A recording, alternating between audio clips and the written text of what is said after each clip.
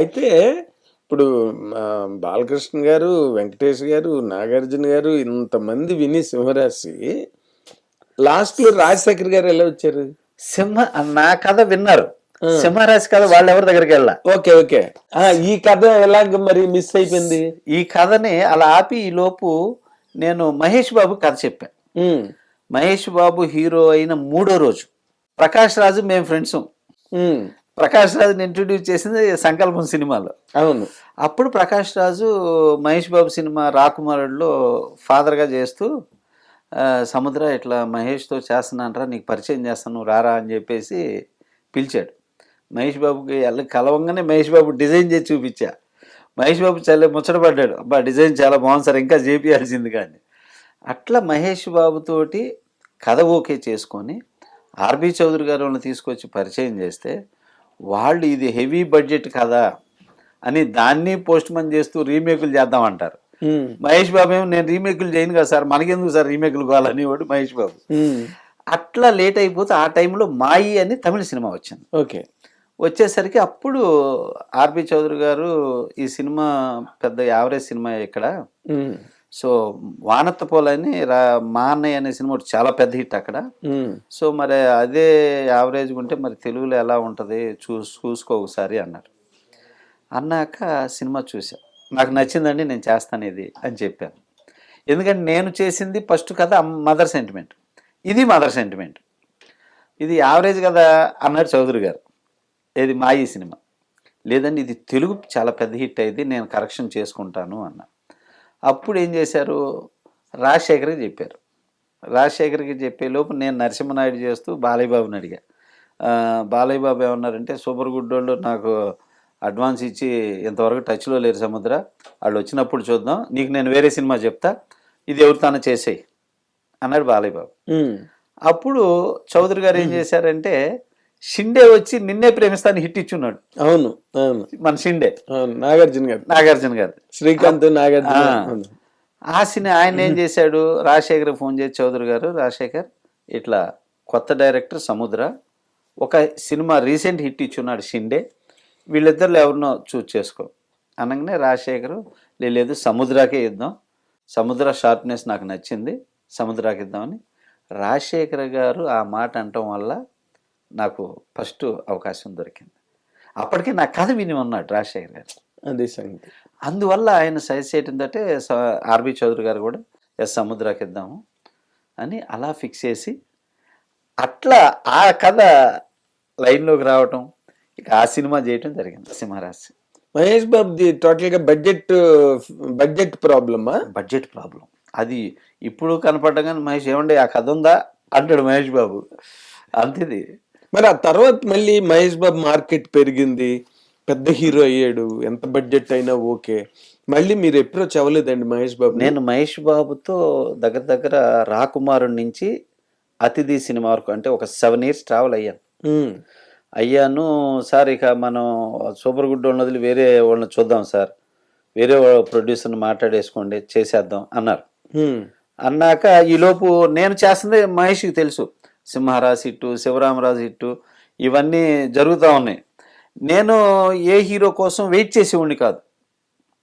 ఇప్పుడు ఈ ప్రొడ్యూసర్ వచ్చారు, ఈయనతో చేసేద్దాం, ఈ హీరోతో చేసేద్దాం అనే ఉద్దేశంతో నేను చేసుకుంటూ వెళ్తున్నా, మహేష్ బాబు చేసుకుంటూ వెళ్తున్నాడు. కంటిన్యూగా నేను 7 సినిమాల వరకు హిట్లు కొట్టుకుంటా వచ్చా. 7 సినిమాల్లో ఒకటే ఫ్లాప్ అయింది, డార్లింగ్ డార్లింగ్ అని. ఎవడైతే నాకేంటి వరకు హిట్లు కొట్టుకుంటూ వచ్చా. కరెక్ట్గా ఆ టైం నుంచి నాకు ఫ్లాపులు స్టార్ట్ అయినాయి. అక్కడి నుంచి నేను మహేష్ బాబుని కలవటం మానేశా. అదే మరి ఫ్లాపుల్లో ఉన్నాను కదా. సో అప్పుడు మహేష్ బాబుని కలవటం కరెక్ట్ కాదు, తను ఒక మంచి సక్సెస్లో ఉన్న హీరో, బట్ పెద్ద హీరోల దగ్గరికి వెళ్ళాలంటే సక్సెస్తో వెళ్ళాలి అని ఉద్దేశంతో ఇక నేను మహేష్ బాబుని కలవటం తగ్గించేసా టోటల్గా. ఓకే, అట్లా గ్యాప్ అయిపోయింది. ఓకే.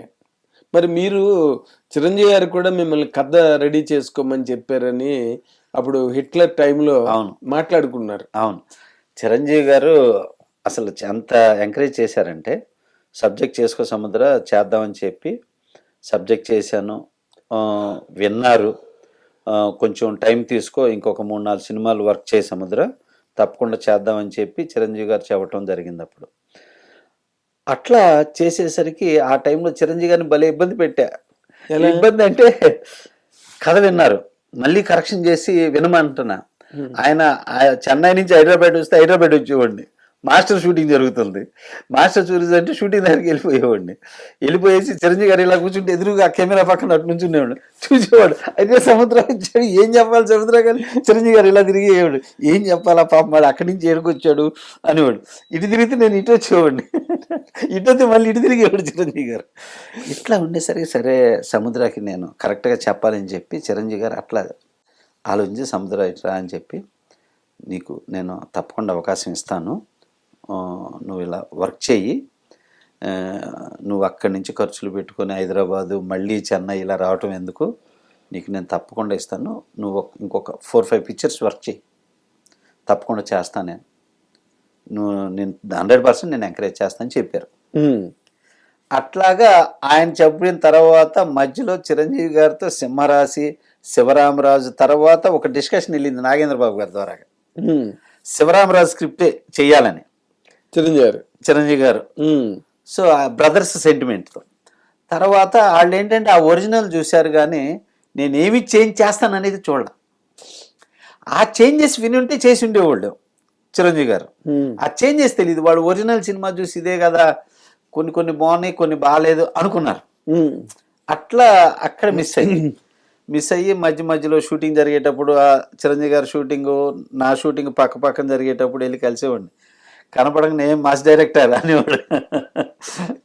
ఆయన నేను ఆ టైంలో కూడా అన్నయ్య అనేవాడిని, సార్ అని రాదు చిరంజీవి గారి దగ్గర, అన్నయ్య అనేవాడిని. ఎవరైనా అన్నయ్య అని వచ్చేది. ఆయన కూడా కొంతమందిని ఏమ్మా అంటారు, ఏమండి అంటారు, నన్ను ఎరా అంటారు. అంత ఇది ఏర్పడింది ఒక సినిమాకి. అది ఎంతో ప్రేమ ఉంటే రా అనరు. సో అట్లా చాలా బాగా జరిగింది. అట్లా ఎంకరేజ్ చేసిన తర్వాత చిరంజీవి గారిని కూడా తర్వాత ఇక బడ్జెట్లు మారిపోయినాయి, హీరోలు మారిపోయినాయి. ఇక తర్వాత నేను ఫ్లాపుల్లోకి వచ్చేసా. ఇక అప్పుడు నేను తెలుసుకుంది ఏంటంటే సక్సెస్ లేకుండా పెద్ద హీరోల దగ్గరికి వెళ్ళలేం, వెళ్ళినా ఓకే కావు. నెక్స్ట్ ఏంటంటే నాతో సినిమా చేస్తూ నా కథకు తగ్గట్టు ఖర్చు పెట్టలేకపోయినటువంటి ప్రొడ్యూసర్ని నేను సెలెక్ట్ చేసుకున్నాను. ఇది నా ఫస్ట్ మైనస్. సో వీళ్ళు వచ్చారు, వీళ్ళతో ఈ సినిమా చేద్దాం, బట్ వీళ్ళు తీయగలరా తీయలేరా అని ఆలోచించాల. ఈయన వచ్చారు, ఈయనతో చేసేద్దాం, ఇట్లా ఒప్పుకోవటం వల్ల ఏమైందంటే 4 సినిమాలు, ఒక సినిమా 3.5 సంవత్సరం, ఇంకో సినిమా 3.5 సంవత్సరం, ఇట్లా గ్యాప్ కొట్టేసి అప్పుడు గ్రాఫ్ డౌన్ అయిపోయాను. అంటే ఎందుకు చేశారు మీరు? డెస్పరేట్ గా చేశారా, డబ్బుల కోసం చేశారా? డబ్బు ప్రాజెక్టులు లేవు, డబ్బు కోసం అని కాదన్న. అదేంటంటే ఇప్పుడు పెద్ద హీరోలు ఉన్నారు, ఆ టైంలో ఆల్మోస్ట్ పెద్ద హీరోలు అందరిని కలిస్తే 1 year ఆగాలి, నువ్వేది చేయకూడదు అనేవాడు. ఆ తర్వాత 1 year నేను వెయిట్ చేశాను అనుకో, ఆ తర్వాత మళ్ళీ ఏ హిట్ డైరెక్ట్ చేసి హిట్ కొడితే మళ్ళీ అప్పుడైనా పక్కన పెట్టేస్తుంటారు. సో అందుకని నేను ఆన్ టైంలో చేస్తున్నా స్టార్ట్ చేద్దాం అంటేనే వెళ్దాం, లేదంటే నన్ను నమ్మి ఎవరు వచ్చారో వాళ్ళతో వెళ్ళిపోదాం అన్న రూట్లో నేను చేసుకెళ్ళిపోయాను. అంటే మరి కెరీర్ ఆపుకోలేరు కదా. ఇప్పుడు 1 year ఆగమంటే చేస్తారో లేదో తెలియదు. అట్లాగా నాకు బాగా పెద్ద హీరోలతో కాకుండా నాకు వచ్చిన వాళ్ళతో చేసుకుంటూ ఇప్పటికీ 2001 నుంచి 2026 వరకు కూడా అప్ అండ్ డౌన్స్ ఉన్నాయి, హిట్ ఫ్లాప్లు ఉన్నాయి. బట్ ఈ రోజుకి కూడా ఒక గ్యాప్ లేకుండా చేసుకుంటూ వెళ్తున్నాను. గ్యాప్ లేకుండా సినిమా తర్వాత సినిమా తర్వాత సినిమా చేసుకుంటూ వెళ్తున్నాను. కానీ ఫెయిల్యూర్ వచ్చిన తర్వాత కూడా మీ దగ్గరికి ప్రొడ్యూసర్లు ఎందుకు వచ్చారండి? ఓన్లీ నా క్యారెక్టర్. ఎందుకంటే కథను బాగా సెలెక్ట్ చేస్తాను నేను, కథని అంత గన్షాట్గా సెలెక్ట్ చేస్తా. తర్వాత నా బిహేవ్, ప్రొడ్యూసర్ని ఏ కోసైనా 1% కూడా నేను బాధ పెట్టను. ప్రొడ్యూసర్స్ అండగా నిలబడి సినిమా చేస్తా. నాతో చేసిన ఇప్పటికి 17 సినిమాలనే, 17 సినిమాల్లో ఒక 14 సినిమాల ప్రొడ్యూసర్స్ దగ్గర సగం రెమ్యునరేషన్ కూడా నేను తీసుకోవాలి. అయ్యో అదేంటి? ఎందుకంటే బికాస్ ఆఫ్ సినిమా కోసం వాళ్ళు ఏదైనా స్ట్రగుల్ అయితే సరే నా అమౌంట్ తర్వాత చేద్దురండి, ముందు సినిమా కానివ్వండి, సినిమా చేసేద్దాం, ఈ సినిమా ఆకూడదు అని చేసుకెళ్ళేవాడిని. ఈ రోజు కూడా నా సినిమా ఒక్కటి ఫైనాన్స్ ఇబ్బంది పడలా, అవును ఆగిపోయిందని. ప్రతి సినిమా రిలీజ్ అయింది. ఏ ఫైనాన్సర్ దగ్గర సినిమా పరంగా నా పరంగా కానీ చిన్న డిస్టర్బెన్స్ కూడా లేదు. కాదు, ఇప్పుడు మీరు డబ్బులు వదిలేశారు కదా, సినిమా రిలీజ్ తర్వాత కూడా మీకు ఇవ్వలేదా? మీరు అడగలేదా? అంటే ఇక ఒకళ్ళిద్దరు ఫుల్ అమౌంట్ ఇవ్వలేదు, కానీ కొంచెం చేశారు. సముద్ర మంచోడు మా ఆవిడ తెచ్చి ఇచ్చారు. అది మీ ఆయన ఎంత మంచోడు ఏంటమ్మా, అందరూ డబ్బులు కావాలని హీరోలతో సహా సినిమాని ఆపేసి లెటర్లు పెట్టి సినిమా ఆపితే మీ ఆయనకి 12 లక్షలు ఇవ్వాలి, నాకు డబ్బులు వద్దు, సినిమా రిలీజ్ చేయండి అన్నాడు. ఆ హీరోనేమో నాకు 15 లక్షలు ఇస్తేనే సినిమా రిలీజ్ అవ్వాలని లెటర్ పెట్టాడు. ఇంత మంచోడమ్మా మీ ఆయన, ఇదిగో నువ్వు నా కూతురు లాంటి దానివి అని ఇంటికి వచ్చి సినిమా రిలీజ్ తర్వాత ఒక 3 లక్షలు ఇచ్చాడు. ఎవరండి? ఈదర్ రంగారావు గారు అని. ఈదర్ రంగారావు విజయదశమి చేసిన ప్రొడ్యూసర్. విజయదశమి చేసి అట్లాగా. సో ఫస్ట్ అది మెయిన్ నాకు సినిమాలు ఉండటానికి. తర్వాత ఏంటంటే నేను చేసిన 17 సినిమాల్లో 12 హిట్ సినిమాలు, అవును, 5 ఫ్లాప్ సినిమాలు. అట్లాగా కానీ 5 ఫ్లాప్లు వరుసగా వచ్చినాయి. కరోనా గ్యాప్ ఒకటి వచ్చేసింది, కరోనా అందరినీ ఇచ్చేసింది. కాకపోతే ఏంటంటే నేను చేసిన every producer super good films. ఇప్పుడు నువ్వు సినిమా చేసుకొని నన్ను గోల్ చేస్తుంటే నేనే వెళ్ళట్లా. Open offer still today. Panchakshari చేసిన ప్రొడ్యూసరు చంద్ర, నాగార్జున గారు చంద్ర నాతో లగడపాటి సీన్ అని చేశాడు కాకతీయుడు ఆయన. ఇట్లా 4 ప్రొడ్యూసర్స్ ఇప్పటికీ సినిమా చేద్దాం రా అంటుంటే నేనే 4 సినిమాలు పెట్టుకుని ఉన్నా. ఈ 4 అయినాకే వస్తాను అంటున్నాను నేను. 4 జరుగుతున్నాయి నా సినిమాలు. అవునా? షూటింగ్లు ప్రొడ్యూసర్ గానా డైరెక్టర్ గానా? ప్రొడ్యూసర్ డైరెక్టర్ 2 నేనే. మీరు మామూలు అసాధ్యుడు గారు మీరు. ఎందుకంటే డైరెక్ట్ చేయడమే కష్టం అనుకుంటుంటే, ప్రొడ్యూస్ చేయడం కష్టం అనుకుంటుంటే, 2 కలిపి చేయడం అంటే మీరేం బాగా సౌండ్ పార్టీయా సముద్ర గారు? సౌండ్ అంటే నేను ఒక సినిమా పిచ్చోండి అన్న. నేను వచ్చినప్పుడు ఏం డబ్బులు తేలేదు, కానీ సినిమాలోకి వచ్చాక ఇచ్చిన దాంతో డబ్బులు వచ్చినాయి. ఒక టైం వరకు సక్సెస్ వచ్చి ఫ్లాపులు అయిన తర్వాత కరోనా బిఫోర్ అప్పుడు ఆగా. నేను ఒక సెకండ్ ఈ స్పీడ్ తగ్గించి ఆగి ఆలోచించాలి. ఎందుకంటే ట్రాక్ దిగేశాను, మళ్ళీ ట్రాక్ ఎక్కాలంటే ఇప్పుడు నాకు తగిన స్ట్రాంగ్ ప్రొడ్యూసర్ లేడు, కాబట్టి నేనే ట్రాక్ వేసుకోవాలి మళ్ళీ అని. అప్పుడు నేను ఇన్ని రోజులు సంపాదించుకుని అమ్మేసి 4 సినిమాలు చేయాలి, మా పిల్లలిద్దరిని హీరోని చేయాలి, నా బ్యానరు నాకు ఫైనాన్స్ సర్కిల్ చేసుకోవాలని చెప్పి ఇక అట్లా అందరూ దాచిపెట్టుకుంటారు. నేనేం దాచిపెట్టుకోవాలా, మొత్తం మళ్ళీ అమ్మి ఇక్కడ పెట్టా. హిట్ టీవీ యాప్, ఇందులో short news, live news, entertainment shows, movies, digital magazines తో పాటు మీ జిల్లా వార్తలను కూడా ఫ్రీగా చూడొచ్చు.